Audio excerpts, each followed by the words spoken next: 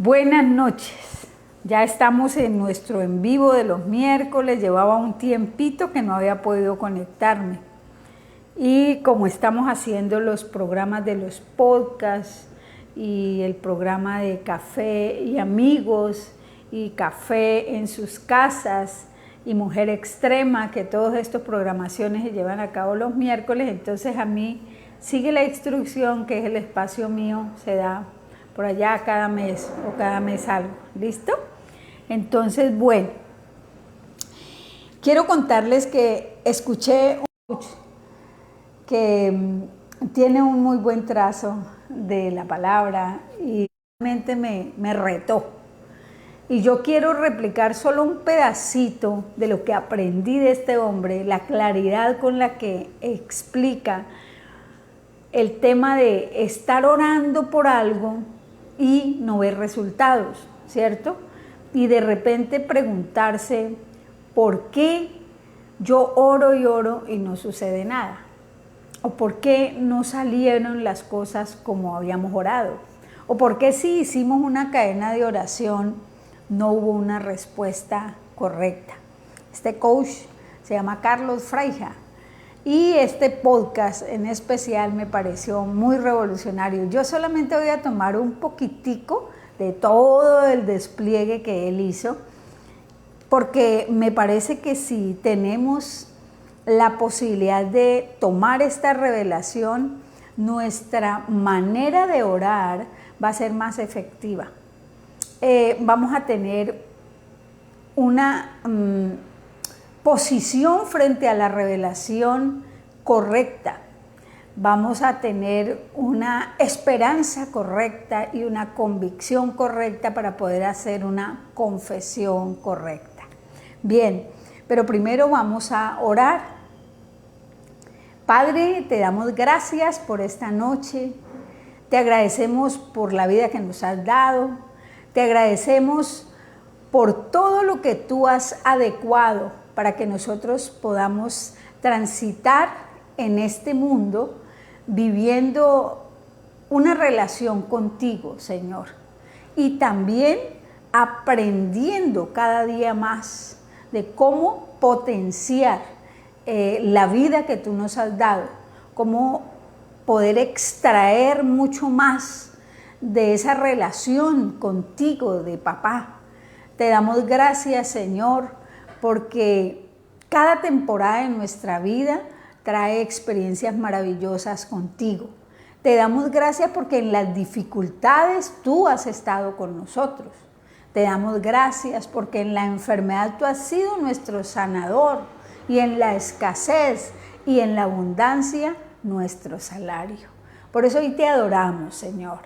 Nosotros somos un grupo de personas que te sigue, que te reconoce, que ha aprendido que tú nos amas, Señor, que reconoce diariamente la incondicionalidad de tu amor y que hoy, Señor, queremos publicar que te adoramos, que creemos en ti y te creemos lo que tú nos enseñas en tu palabra, que ponemos todo en nuestra parte y procuramos aprender de lo que tú nos das, aprender de lo que tú nos enseñas y permitir que el Espíritu Santo nos dé forma de todo aquello que Cristo logró en la cruz para la bondad y el bien de todos los moradores de la tierra, sobre todo de aquellos que corren el riesgo de creerte. En el nombre poderoso de Jesús, amén y amén. Muy bien. Esta revelación, yo le puse la fe que falla. Y tiene que ver con que hay momentos donde nosotros no logramos comprender ese tipo de fe que tan grande que hemos recibido y que nosotros sabemos que es del mismo tipo de fe de Dios, que es la fe de Cristo en nosotros. No podemos comprender por qué a veces no atrae los resultados para la cual nosotros la usamos cuando oramos. Y entonces, para poder reflexionar un poquito acerca de esta fe, pues necesitamos leer Hebreos 11:11. Yo tengo 3 versiones aquí para poder extractar un poco más la profundidad de esta verdad. En la Reina Valera 60 dice, Hebreos 11:1, dice el concepto de qué es la fe. Dice, es pues la fe la certeza de lo que se espera y la convicción de lo que no se ve. Es pues la fe la certeza de lo que se espera y la convicción de lo que no se ve. Y bueno, en otra versión que se llama, esta versión se llama Nueva Traducción Viviente, dice, la fe es la confianza de que en verdad sucederá lo que esperamos. La fe es la confianza de que en verdad sucederá lo que esperamos. Es lo que nos da la certeza de las cosas que no podemos ver. Es lo que nos da la certeza de las cosas que no podemos ver. Y hay otra versión acá que se llama Lenguaje Actual y dice así.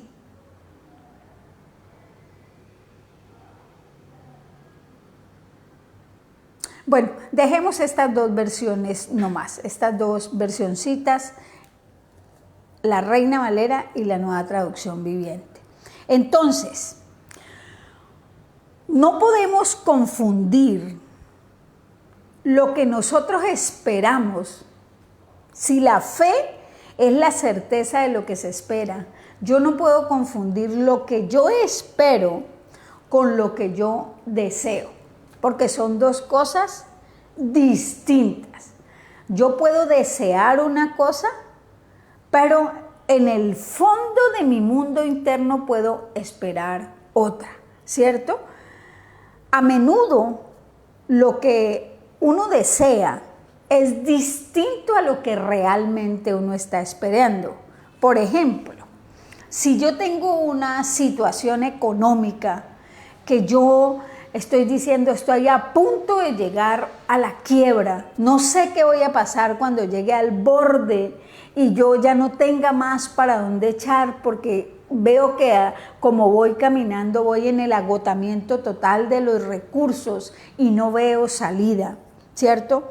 Y empiezo a orar con toda el alma y a anhelar, a desear con toda el alma que haya un milagro económico y que yo pueda salir de esa situación.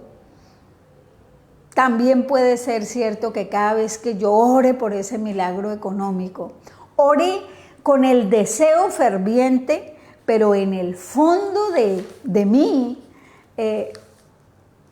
esté como casi segura de que ese milagro no se va a dar. Eso no va a pasar. No va a suceder que suceda un milagro y que yo pueda salir de ese momento, de ese aprieto económico, ¿cierto? O pudiera ser que tengo a alguien enfermo y mi deseo ferviente es que esa persona reciba sanidad divina y se levante y sea restaurada, ¿cierto? Pero a pesar de que oro con todo el corazón y a lo mejor con lágrimas y lloro y con una infinita desesperación, pues en el fondo yo pienso que no se va a sanar, porque la enfermedad es muy grave, ¿cierto? De repente voy a orar por alguien que está muriendo de cáncer y mientras oro deseando que sane, en el fondo pienso, se va a morir porque eso yo también vi que se murieron fulanos y fulanos y fulanos. Entonces, aquí quiero decir que cuando uno tiene, como dice la palabra, la certeza de una esperanza, necesita tener convicción de lo que no ve. El que tiene certeza de una esperanza necesita tener convicción de lo que no ve. Si no tiene certeza de lo que está esperando, no tiene convicción de lo que no ve, solamente tiene el deseo de que suceda, no va a suceder. Ese es el punto. ¿Y por qué decimos esto? Porque cuando uno ora, ¿cierto? Porque algo suceda, pero ora sin esa certeza y sin esa convicción, solamente con el deseo, solamente deseando ver algo, pero en el fondo sin esperar, porque en el fondo uno no cree que vaya a pasar algo. Lo siguiente que sucede es que uno comienza a tomar decisiones erradas.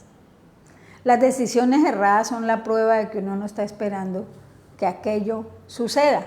Ahora viene a mi memoria alguien que estuvo enfermo y tenía a una persona enferma en su casa y le había salido algo en su cabeza, tenía un tumor y estaba supremamente desesperado. Yo recuerdo que cuando me llamó, yo le conté la experiencia que Héctor y yo tuvimos con nuestro hijo Santiago y le contamos cómo fue que nosotros, cuando los médicos dijeron que no había esperanza para Santiago, pero que podían abrirle su cabeza y meter una válvula para intentar detener una hidrocefalia, pero sin ninguna posibilidad de que el tumor pudiera detenerse, nosotros paramos y tuvimos la certeza de que era mejor que no tocaran la cabeza del niño. Y si Dios quería moverse en un milagro en su cabecita, entonces que lo hiciera sin que nadie lo tocara. Eso fue una decisión realmente loca. Pero fue loca en el sentido de que nos aferramos a lo que nosotros habíamos sabido del poder de Dios y también de su bondad. Nos aferramos a eso y empezamos a confesar que ese tumor se secaba como se secó la higuera, que ese tumor desaparecía, que su cabecita era absolutamente liberada de la presencia de ese tumor, que el niño iba a crecer sano y iba a ser libre. Había habido una promesa que yo había recibido embarazada de Santiago, y la promesa era que el niño iba a ser un profeta que iría a las naciones y que hablaría lo que Dios le diera que hablar. Y entonces eso nos llevó a pensar, si él va a ir a las naciones a llevar la palabra del Señor, si va a ser una persona que propague el evangelio, ¿cómo lo hará si está muerto? Entonces pensamos, Dios lo sana. No entendiendo todavía que Dios hizo provisión de sanidad en la cruz para todos los enfermos. Sin embargo, empezamos a orar confesando lo que queríamos ver. Y nuestro mundo interno se fue llenando de convicción de que eso que aún no veíamos, lo íbamos a ver. Y así pasó un día, y 2 días, y 3 días, y 5 meses. Y a los 5 meses, contra todo pronóstico, el niño terminó sin dolor de cabeza, terminó pudiendo sostener su cabecita, que no lo podía hacer, y caminó delante de nosotros los dos. Y nosotros lo vimos poner un piecito sobre el otro e irse caminando desde ahí hasta el sol de hoy. Y luego, cuando él llegó al colegio, lo llevamos y lo vimos cómo él pudo tener capacidad de aprender, que era algo que estaba diagnosticado que no iba a tener. Y Santiago creció siendo un niño normal, aprendió, corrió. Hoy en día ya tiene 20 años, más de 20 años, y no solamente estudia, sino que baila danza urbana y también juega baloncesto y es un buen deportista. Entonces, uno se pone a ver y uno dice, hace 20 años, eso fue una historia, un desafío realmente de la fe. Pero nosotros no aflojamos y no dejamos que le abrieran su cabeza y tampoco dejamos que la convicción de que Dios haría las cosas bajara de nivel. Nunca le volvimos a decir, Señor, sánalo. Siempre le decíamos, gracias por haberlo sanado. Gracias, Señor, por haberlo sanado. Y el niño lo veíamos bajo otra realidad. Pero siempre le decíamos, gracias, Señor, porque él camina. Gracias, Señor, porque él se levanta. Gracias, Señor, porque él puede estudiar, puede trabajar, puede soñar, puede crear. Siempre estuvimos viendo el cuadro futuro de él en presente. Y por eso tomamos decisiones correctas frente a esa certeza de lo que esperábamos y frente a esa convicción de lo que no veíamos. Empezamos a juntar una decisión con otra decisión y cuando nos dimos cuenta había pasado un buen tiempo.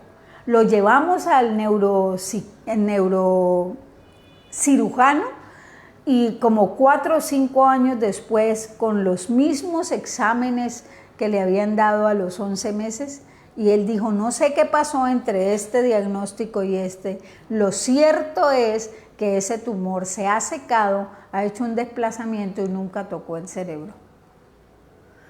Y nosotros dijimos, se secó como se secó la higuera, porque esa había sido nuestra confesión. Esa fue nuestra confesión. Y entonces, cuando yo escuché este podcast, yo dije, esto es lo que hay que explicarle a las personas.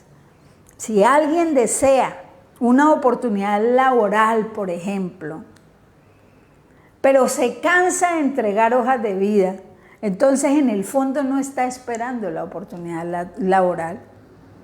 Si alguien, por ejemplo, anhela a tener una casa, pero no camina hacia la consecución de esa casa, no camina hacia el ahorro de esa casa, no camina hacia el meterse en un proyecto de vivienda y comenzar a dar pasos, pues no está esperando tener esa casa.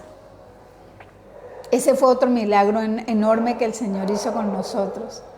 Nosotros no teníamos una casa. Y para llegar a comprar la casa que tenemos, antes habíamos agradecido 10 meses antes que el Señor nos había dado la convicción de que antes de que terminara ese año en el que estábamos entrando, nos daría la casa. Y en segundo lugar, lo que hicimos fue negociar una casa sin tener dinero. Y cuando la negociamos, el Señor abrió los espacios y milagrosamente nos concedió la posibilidad de tener una casa. Y antes de que terminara el año, ya nosotros estábamos viviendo en nuestra casa, una casa que nunca hubiéramos podido comprar. Son milagros maravillosos que Dios se ha movido y que no podemos ignorarlos. Yo sé que los que me están viendo, los que vayan a ver este video, pensarán tal vez, ¿cómo es que uno tiene que hacer para que sucedan las cosas? Y aquí está el derrotero perfecto. Pero me permite ver a mí, por ejemplo, estos versículos o este versículo que entre desear algo, yo quiero una casa, y esperar que la casa realmente se convierta en mía, hay un espacio donde está la convicción, la conexión entre el deseo y la esperanza que tengo es la convicción. Sin esa convicción yo no puedo llegar a la esperanza. Yo no puedo llegar solamente deseando algo a tener algo. Yo, además de desearlo, debo tener la convicción de que algo me pertenece. ¿Sabe? La obra de la cruz es una obra infinitamente poderosa, que tiene un abanico de sucesos que Cristo llevó a cabo en la cruz. Todo para salvar al hombre de estar sin Dios, de no tener una relación con nuestro Papá Dios, para salvar al hombre de su propio oscurecimiento mental y no poder reconocer todo lo que vale y lo que tiene en Cristo, para salvar al hombre y liberarlo de sus propios obsesiones y traer sanidad mental, para salvar al hombre de vivir una vida inútil y de vivir caminando en pos de nada, para salvar al hombre de la desesperanza de que cuando uno vive se muere y no pasa nada, porque no es cierto. Sí sucede, la vida es eterna y la vida continúa. ¿Cómo continúa la vida? Ese es el punto. Entonces, necesitamos tener claridad acerca de lo que es desear, esperar y tener la convicción entre el deseo y la espera. De tal forma hay que tener convicción que lo que yo no estoy viendo suceda. Que lo que yo no estoy viendo quede ligado a lo que yo me quedo a esperar que suceda. Necesito, por ejemplo, mirar a través del cuadro de Agar, la esclava, aquella que tuvo un hijo con Ismael, porque Sara, la esposa de Abraham, con Abraham, porque Sara, la esposa de Abraham, se desesperó, esperando el milagro del hijo de su vientre estéril y de su esposo. Y entonces puso al esposo que se acostara con Agar, su esclava, y concibieron un hijo al que le pusieron Ismael. Pero ese hijo no era el que Dios les iba a dar a Sara y Abraham. El hijo de Sara y Abraham tenía que nacer milagrosamente. Milagrosamente Dios le daría fertilidad a Sara. Y Sara tenía que esperar ese hijo con el deseo que ella tenía de ser madre, pero con una convicción profunda de que ese hijo llegaría por intervención divina. No significaba que Sara no tendría relaciones sexuales con Abraham, sino que Dios la haría fértil para que él pudiera depositar la semilla y ella pudiera quedar embarazada y parir ese hijo y criarlo. Y en esa experiencia donde Agar quedó en la mitad entre esa duda de Sara, pues ella concibió a Ismael, hijo de Abraham, y recibió de Dios la promesa de que este Ismael le daría una generación sumamente multiplicada. Eso pasó en Génesis 16 del 9 al 12. A mí me gustaría que usted lo leyera en la casa. Y sabe, después de que Agar quedó embarazada, Sara entró en celos con ella. Y entonces comenzó a hacerle la vida imposible y la maltrataba. Y entonces Agar llegó a desesperarse del maltrato de su ama. Y entonces ella huyó. Y cuando ella huyó fue cuando Dios la encontró y le dijo, ¿qué está haciendo Agar? ¿Usted qué hace dando vueltas? Ella oyó que Dios le hablaba y ella dijo, estoy huyendo de mi ama Sara. Y entonces el Señor muy dulce le dijo, mire, regrese allá y quédese tranquila bajo la autoridad de su ama, que usted está esperando un hijo. Y yo voy a hacer que ese hijo le dé una multitudinaria descendencia a usted. Y entonces ella se puso muy contenta y regresó a la casa de Sara.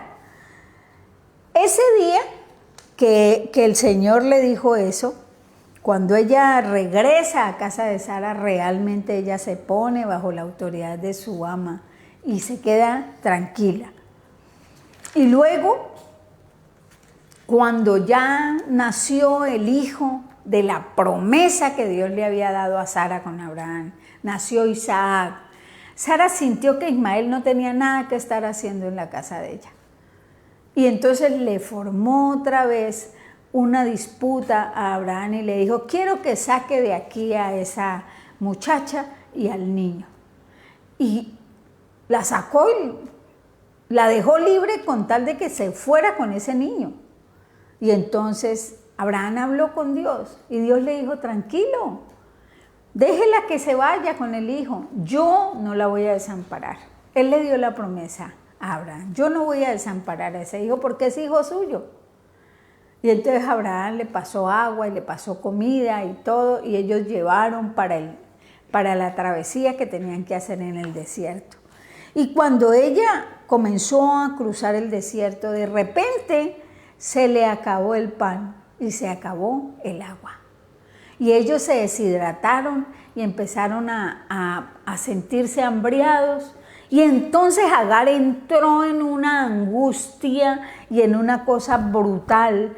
Y ella fue y puso a ese muchacho por allá como debajo de un árbol y debajo de algo. Y ella se recorrió bien lejitos.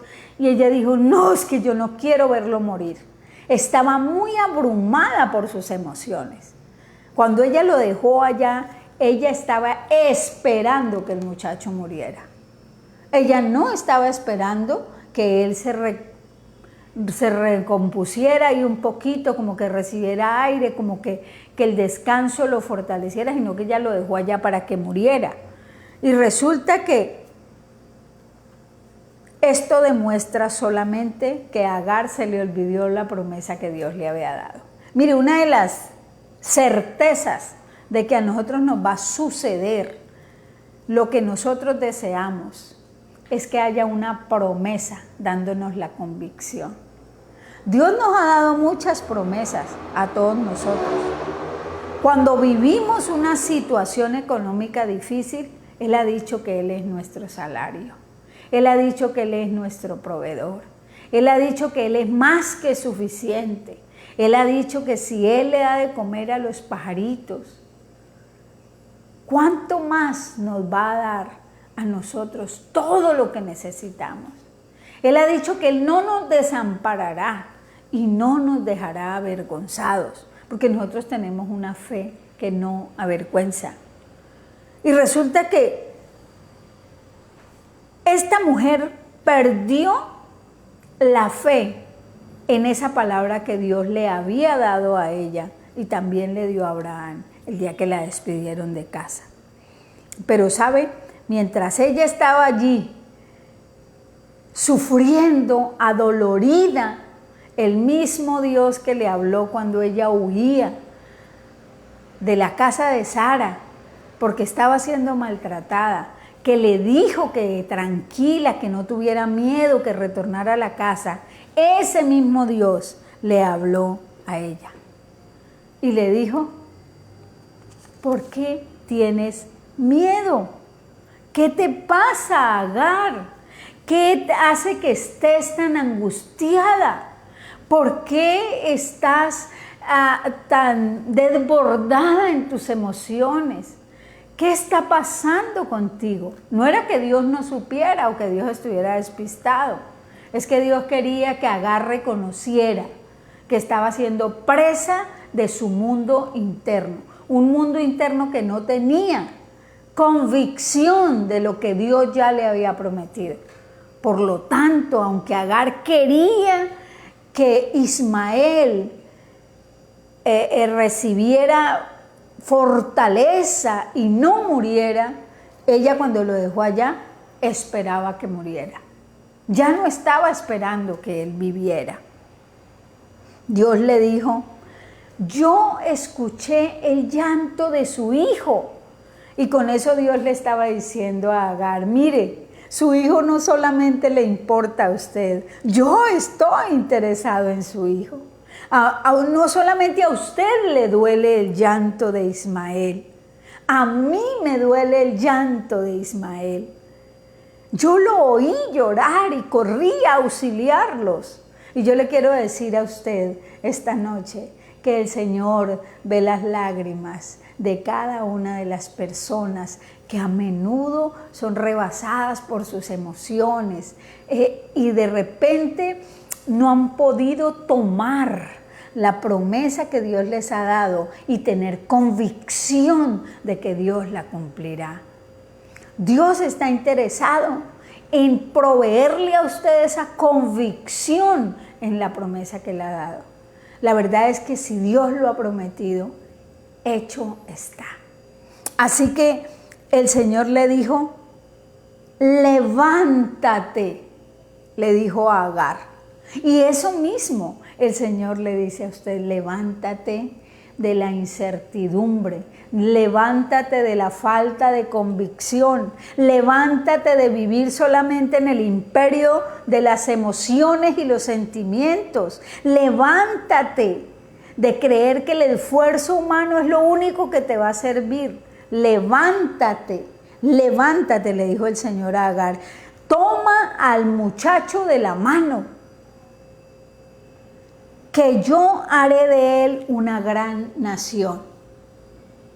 Mira, el Señor hizo que Agar pudiera no solamente volver a conectar con el deseo de que Ismael no muriera, sino recordar que Dios le había dicho que ese muchacho iba a ser una nación poderosa. Porque eso era lo que Dios le había prometido sobre Ismael. Y eso hizo que ella se levantara, tomara decisiones correctas, caminara, porque la fe se mueve, la fe es una poderosa fuerza que nos lleva a movernos correctamente. Tomara al muchacho de la mano y lo levantara. Y cuando ella hizo esto que Dios le dijo, cuando ella conectó el deseo con la convicción, entonces, ¿sabe qué pasa? Ella vio algo que Dios le dijo que ahí estaba. Dios le dijo, mira, ahí hay un pozo de agua. El pozo siempre estuvo ahí, pero ella lo vio cuando ella decidió creerle a Dios. Primero, que Él era Dios y le estaba hablando. Segundo, que ella solamente había deseado y no había tenido la convicción total de que la promesa que Dios le había dado tiempos antes era real y se iba a cumplir. Y en tercer lugar, que lo que Dios le dijera que iba a suceder, sucedería. Y Él le dijo, mira, ahí hay un pozo. Y saben, en ese momento en que el deseo de Agar se convirtió en convicción y ella empezó a esperar que el niño no muriera, vio el pozo.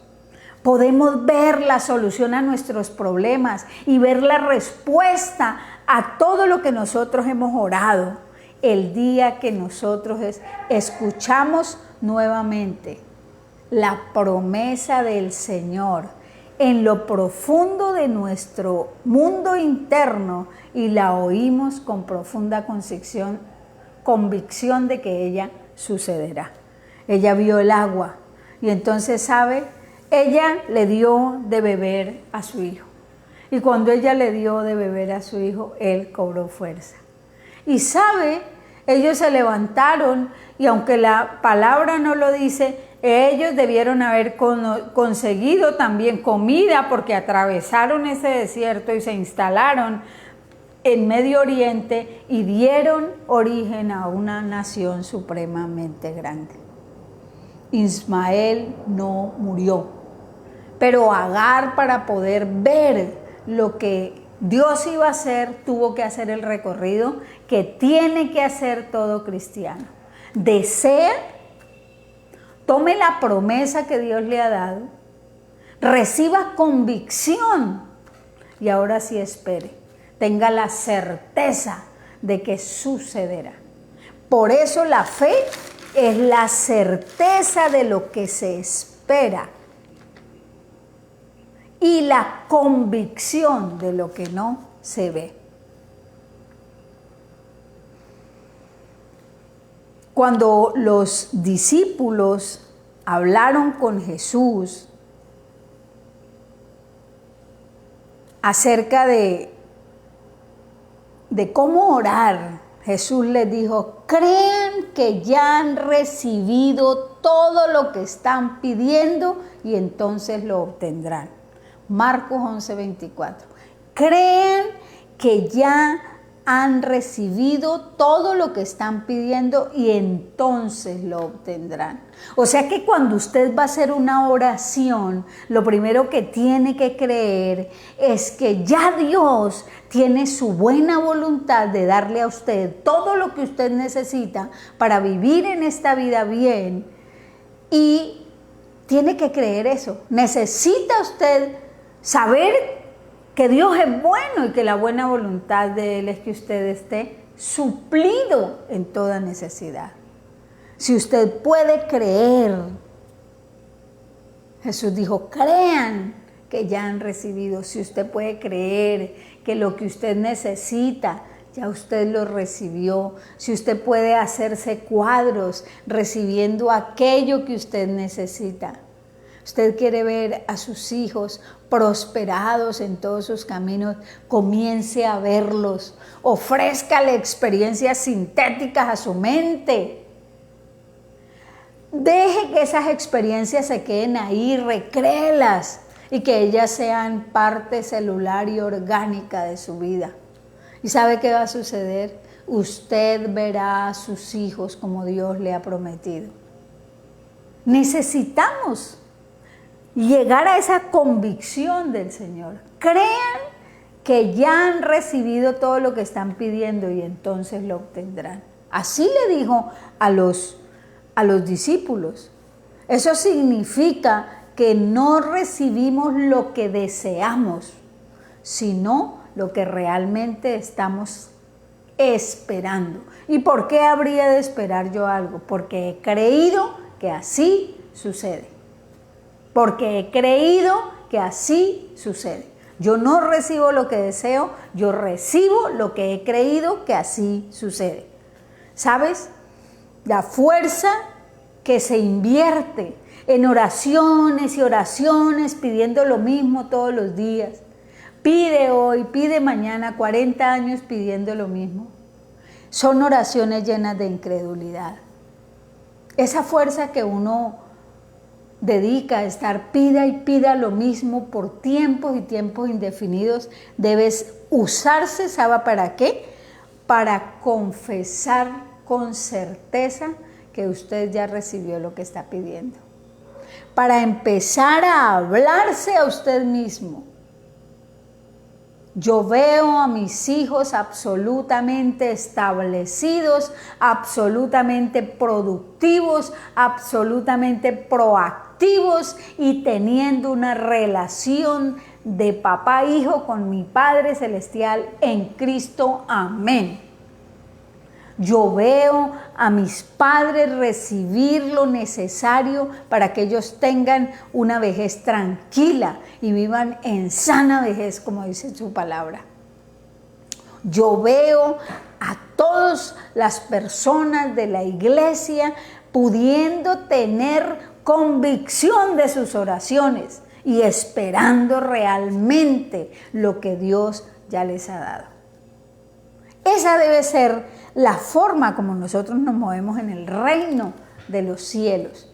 Nosotros hemos sido puestos en este mundo, pero fuimos encendidos como antorchas con la luz de la palabra y con la fe del Hijo del Hombre dentro nuestro, para que se mueva a través de la escritura que recibimos hasta que esa escritura sea revelada y entonces nuestras oraciones dejen de ser oraciones llenas de ansiedad y de temores y empiecen a ser oraciones llenas de seguridad, de saber cuál es la voluntad de Dios para mí, de convicciones, de saber que lo que yo deseo realmente, si tiene como recurso la palabra de Dios, una promesa de Dios, obvio que puedo esperarla porque ya ha sucedido.